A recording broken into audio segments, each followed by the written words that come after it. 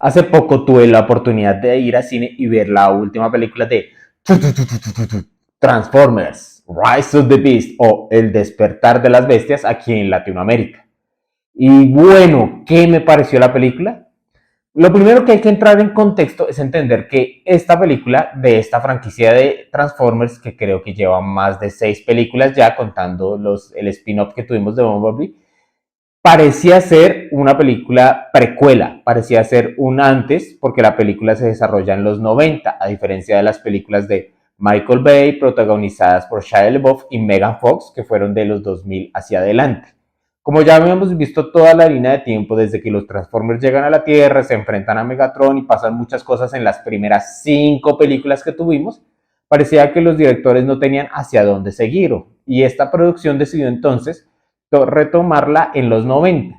Y es que yo fui a cine creyendo que esta era una precuela de luego de lo que sucede con las películas de Michael Bay de Transformers, pero no es así.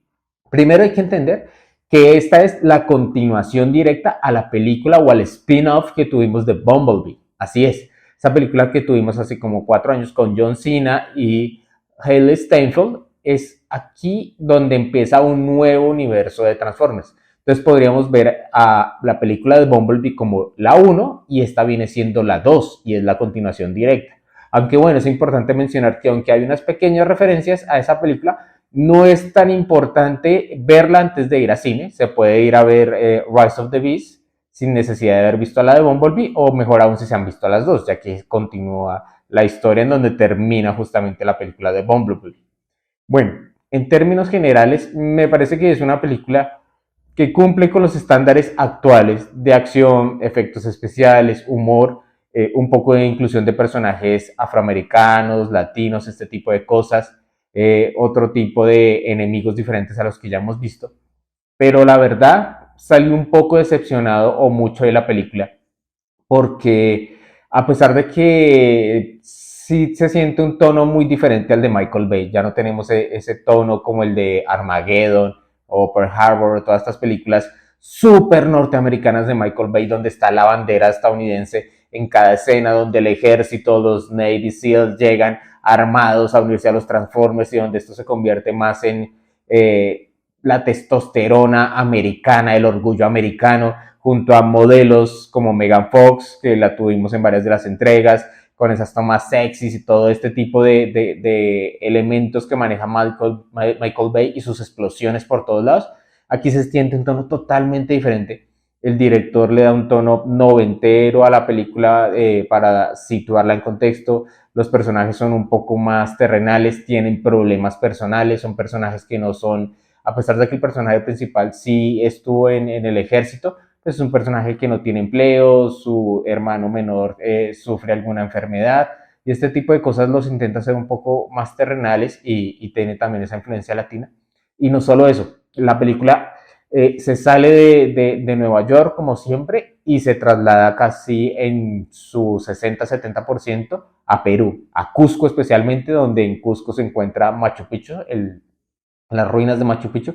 Aquí es donde desarrolla gran parte de la película. Intentan meterle unos toques a lo Indiana Jones, como de investigación, como de resolver un acertijo prehistórico, donde hay pistas para desenredar lo que ha pasado y lo que viene y cómo se conecta el pasado con el futuro, todo este tipo de cosas. Yo la verdad sé que esta película le iban a abordar muchísimo con un tono que ha venido trayendo la franquicia de Transformers en las series animadas y en todos los cómics y elementos fuera del cine, que son las líneas temporales y los viajes en el tiempo. Y es que en esta película ya no tenemos como siempre que era los Autobots contra los Decepticons, como siempre sucedía en todas las sagas, sino que aquí tenemos la inclusión de nuevos personajes como los Maximales, que prácticamente son Transformers que no son automóviles o naves, sino que se camuflan entre animales. Y estos Maximales que son basados en la serie de animación que tuvimos en los 90, se conectaron hace poco en una muy buena serie de Netflix que tiene 3 partes que les recomiendo. Y esa serie de Netflix nos habla de los viajes en el tiempo, de cómo los Maximales son los Autobots del futuro, que a pesar de que la guerra entre Autobots y Decepticons se desarrolló durante muchos años, después continúa esa guerra entre los Maximales y entre los Predacons. Pensé que esta película nos iba a hablar de viajes en el tiempo, de referencias, de que al alterar los sucesos del pasado se van a cambiar los del futuro. Pensé que iban a ir en esa línea de que al modificar cosas en esta película ya se iba a generar una nueva línea de tiempo diferente a la de las películas de Michael Bay, se iba a generar un bucle nuevo donde iban a suceder nuevos acontecimientos, donde lo que vimos, ¿no? O indirectamente también que iban a conectar con una, dos o tres películas precuelas y que luego las películas precuelas se conectaban ya a cuando conocemos a los personajes de Shia LaBeouf y Megan Fox. Esta intenta hacer prácticamente un remake de la primera película de Transformers, pero situando en una nueva línea de tiempo. Aquí finalmente no hubo viajes en el tiempo, sino simplemente son personajes de distintos planetas. Lo que me fraudó muchísimo de la película es que sí se siente mucho el calco de la primera película de Transformers.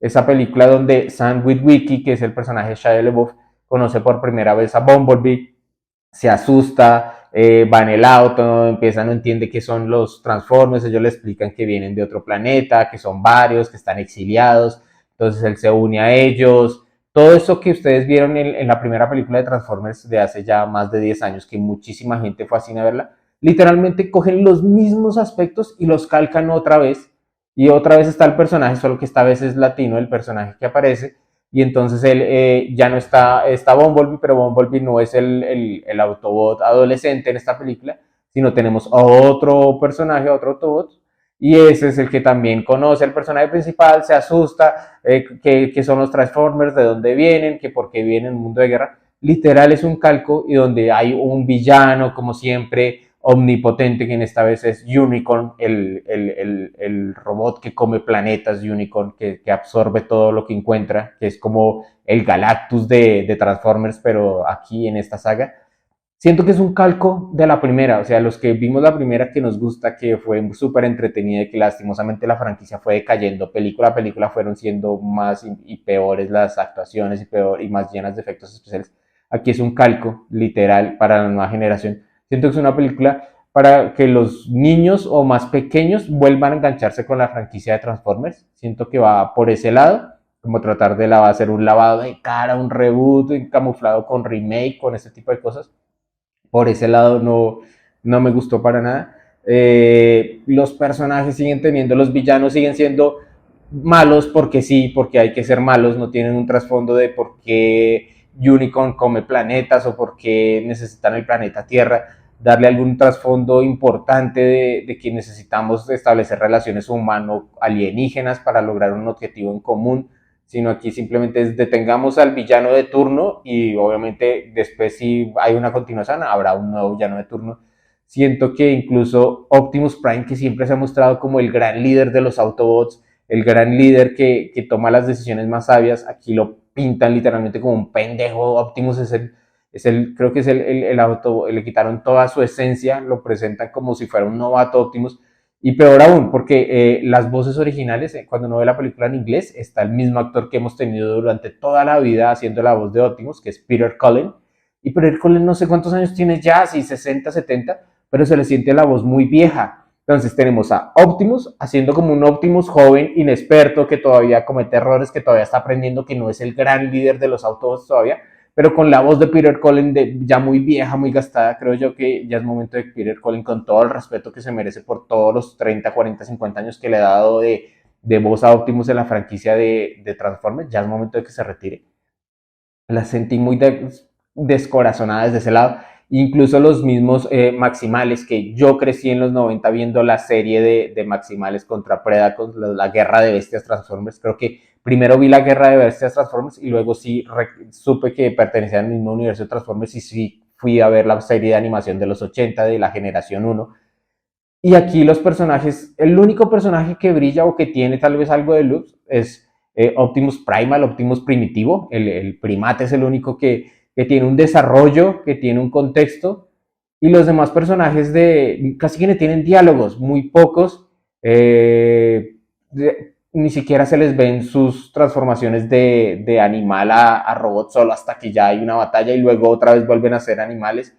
sentí muy desaprovechado y me dio mucha tristeza porque estaba muy entusiasmado de ver a Maximales, ver a Predacons, alguno de los Predacons aparecer, como Dinobots, me pareció genial. Siento que simplemente los usaron como relleno para... Ya han vendido muchas figuras de Optimus y de Bumblebee y aquí simplemente los usan de relleno para poder vender las figuras de los Maximales, de los Transformers bestias. En cierto sentido me pareció aburrida en muchos momentos. El CGI se cae en algunas escenas finales. Obviamente las escenas finales son puro CGI, se nota que todo es en fondo verde, todo es explosiones y acción. Y cuando uno está haciendo una película que tiene demasiado CGI o una película de Transformers o de superhéroes, hay que ponerle mucho detalle a la animación y al CGI porque es lo más importante. Muchas veces va el guión y luego va a los efectos y la acción. Siento que se descuidan algunos momentos que se ven, no se ven muy bien los personajes y cuando los personajes principales son los Autobots y los Maximales, decae. Ya saben cómo es estas historias, el villano de turno, se vence el villano de turno y todos son héroes y después llegará otro villano de turno. En general no es una película que recomendaría ni siquiera para los más fanáticos de la franquicia. Creo yo que ya la franquicia no sabe hacia dónde ir. Pensé que iban a explorar algo más como viajes en el tiempo, o incluso creo que ya es momento, y hace mucho tiempo venimos pidiendo una película de la guerra de Cybertron. Si querían hacer una precuela, es momento de ver esa guerra en Cybertron, de explorar otros planetas, es momento de que ya los Transformers dejen de estar en la Tierra y estén en otros planetas y en otros universos y nos muestren ese universo gigante de otras especies alienígenas, que obviamente ya viene una película animada, que espero que esa película animada sí tenga menos humanos y más Transformers. Creo que siempre lo que se pide, bajémosle a menos humanos y más Transformers, no como las de Michael Bay, que era Megan Fox 80% de la película y los Transformers salían en una esquina olvidados. Espero más de la de animación, la verdad esta me defraudó, no me gustó para nada. Tiene algunos momentos, pero muy pocos, incluso la banda sonora, aunque intenta ir por un tono diferente, no de rock como las de Michael Bay, que siempre tenían a Linkin Park como banda sonora, aquí se van por un tono de hip hop, de soul, de este tipo de música afroamericana que le sienta un poco bien a la película, pero no es tanto, hay escenas que son de verdad emocionantes, que tienen una música que no tiene nada que ver con la escena. Creo que fue muy gratuito lo de grabar en Machu Picchu y en Cusco para darle otro ambiente, pues se pierde. En cierto momento no tiene ningún sentido de que estén ellos en Machu Picchu o en que estén en Cusco, aparte de que estén buscando algún objeto a lo Indiana Jones, pero no tiene algún sentido de que justamente se tengan que desarrollar ahí o que la batalla se tenga que dar ahí o que tengan que ir ahí. O si incluso si querían generar una película de sacando de Estados Unidos y de Nueva York y que no fuera como siempre que van a destruir Nueva York. Oh, por Dios, los neoyorquinos, pobrecillos. Que hubieran hecho una película tal vez de que fueran a Madrid, a Lima, a Japón. Hubiera sido también bueno que fuera una película donde fueran recorriendo 2 o 3 países y querían darle ese contexto. No sé qué vaya a pasar, no sé si a la gente le guste la taquilla. La película del spin-off de Bumblebee gustó, pero porque tenía más corazón. Era una película más sencilla, donde se sentían los personajes bien conectados. Aquí no, aquí algunos entran, algunos desaparecen. Hay personajes que como que siente uno que salen heridos o que pueden morir, pero sabe uno que van a regresar o van a vivir. Creo que no se toman muy en serio las muertes de los personajes. Eso es muy importante en estas películas, que si sabemos que un personaje de verdad va a morir y no regresa, eso nos ayuda a que nos genere ese sentimiento en el cine de preocupación por el personaje. Aquí cuando vemos que un personaje va a morir, uno dice, nah, eso regresa o se transformará en otra cosa y regresa. Entonces es muy desangelada. Creo que la palabra perfecta es que es una película desangelada, es una película sin corazón, es una película que intenta irse para otros lados, proponer algo diferente, metámosle hip hop, metámosle latinos, metámosle afroamericanos, llevémosla a Lima, hagamos que el personaje principal esta vez no sea Bumblebee como en todas las películas, sino que el personaje más divertido sea otro, pero no, se queda muy corta, se queda en todos los sentidos. Lo único tal vez interesante, y esto no es un spoiler, es que hace tiempo Hasbro quiere generar una universo con sus personajes de acción, con sus juguetes, con G.I. Joe, con Transformers, con todo esto. Y ya nos han dicho que estas 2 películas que tuvimos de Bumblebee y Star Rise of the Beast son como la base para empezar a generar ese universo de mezclar a personajes de G.I. Joe con Transformers, con otros personajes de distintas sagas de acción de juguetes, para vender juguetes, como siempre ha sucedido que tenemos esas mezclas de juguetes y héroes de acción.